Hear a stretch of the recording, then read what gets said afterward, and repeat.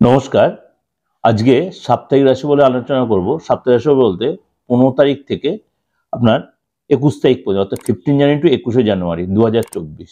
তার আগে বলে রাখি, এই 15 জানুয়ারি একদম সপ্তাহের প্রথম দিনই কিন্তু মকর সংক্রান্তি, অর্থাৎ রবি ধনুরাশি ছেড়ে, মানে রবি গ্রহ অর্থাৎ সূর্য তার ধনুরাশি ছেড়ে মকর রাশিতে গমন করবে এই 15 তারিখ, অর্থাৎ সেদিন মকর সংক্রান্তি হবে। এই মকর সংক্রান্তিতে আমরা প্রত্যেকেই কুম্ভ স্নান বা গঙ্গা স্নান বা কুম্ভ প্রয়াগে আমরা যাবো এবং সেখানে স্নানও করবো, এবং সেখানে আমাদের মনে বলে সবাই, আমি একটা কথা বলি, সেই বিশ্বাসে মিলাই বস্তু তর্কে বহুদূর।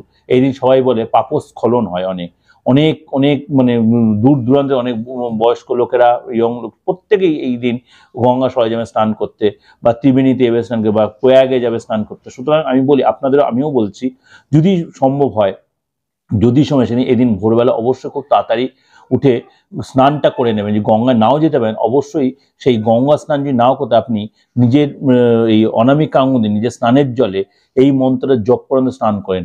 ওং গঙ্গে চ যমুনে চৈব গোদাবরী সরস্বতী, ওং গঙ্গে চ যমুনে চৈব গোদাবরী সরস্বতী, নর্মদে সিন্ধু কাবেরী জলহস্মিন সন্নিধিং কুরু।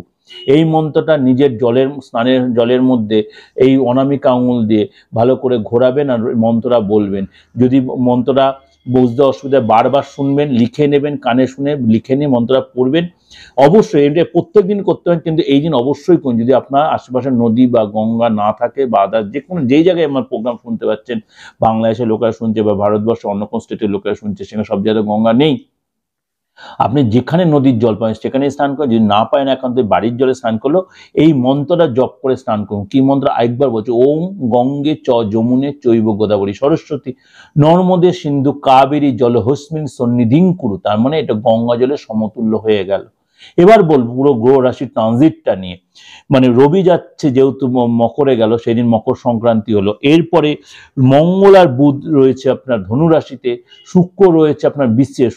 শুক্র 18 তারিখে যাবে আপনার আবার আপনার বৃশ্চিক রাশিতে ধনু রাশি। তখন মঙ্গল বুধ আর কম্বিনেশন হয়ে গেল, এবং সেখান থেকে আবার আপনার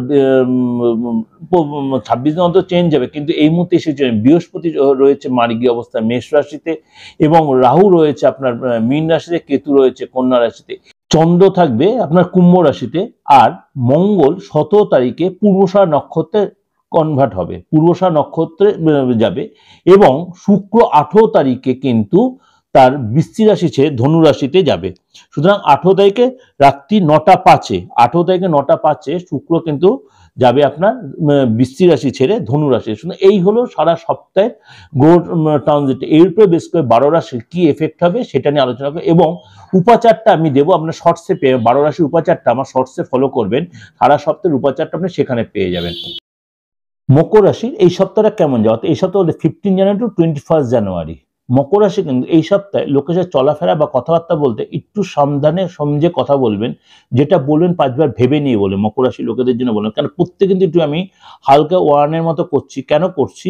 যেহেতু কিছু কিছু গ্রহ রাশি, বিশেষ করে রবি তার শনির ঘরে যাচ্ছে, মকরে আছে, তার জন্য কিন্তু সবার ক্ষেত্রে পজিটিভ নেগেটিভ ইম্প্যাক্ট তৈরি হবে। ম্যানেজমেন্ট কিন্তু আপনার, যদি আপনি চাকরি করেন, ম্যানেজমেন্ট কিন্তু যথেষ্ট আপনার সুনাম করবে, এবং আপনাকে নিয়ে যথেষ্ট আপনার ভালো চিন্তা ভাবনা করবে। আপনার ভালো পথ প্রমোশন, ভালো ডিপার্টমেন্ট, ভালো আপনার ইনক্রিমেন্ট, এরকম কিছু নিয়ে আপনার চিন্তা ভাবনা করবে। আপনার যথেষ্ট গুড রিলেশন তৈরি হবে, কিন্তু সেটাকে আপনি প্রপার ইউটিলাইজ করেন। আপনার যদি কোনো কাজের অর্ডার বা কাজের কোনো সুযোগ দেয় বা বাইরে কোথাও পাঠায়, আপনি সেটাই প্রপার ইউটিলাইজ করেন।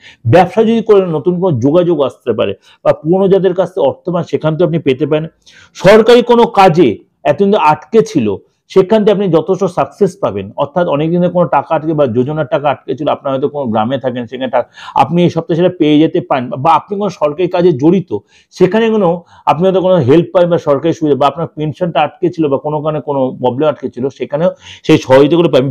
ব্যাখ্যা করে এই কারণে বলছি, কিন্তু শরীরটা নিয়ে ফ্যামিলি কোনো কারণে আপনার টেনশনটা কিন্তু থাকবে। বিশেষ করে সন্তান বা ওয়াইফ বা বাবা মাকে নিয়ে কোনো টেনশন হতে থাকতে পারে, সে শরীর নিয়ে বা তাদের সাথে কোনো বনিমানার অভাব, এই কারণে কোনো টেনশন থাকতে পারে।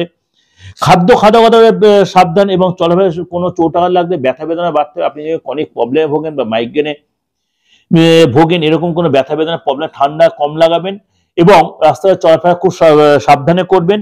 এবং আপনাকে এই সপ্তাহে যে আটকে থাকা অর্থ পাওয়ার প্রবল সম্ভাবনা পাবেনও, কিন্তু একবারে কিন্তু পাবেন, ইনস্টলমেন্টে পাবেন, এবং সেটাই আপনি সাপোর্ট করবেন, যে সেটাই নিয়ে নেওয়ার চেষ্টা করবেন। কেননা এই সপ্তাহে যদি আপনি একবার নেওয়ার চেষ্টা, তাহলে পুরোটা কোনো টাকাটাই পাবেন না। যদি যেটা আপনাকে বারবার নক করে টাকাটা পাবেন, কিন্তু সেটা নিয়ে নেবেন এবং নেক্সট টাইমে আপনি কিন্তু পুরোটাই কভার করতে পারবেন, কারণ সামনে যে আপনার ভালো আসছে।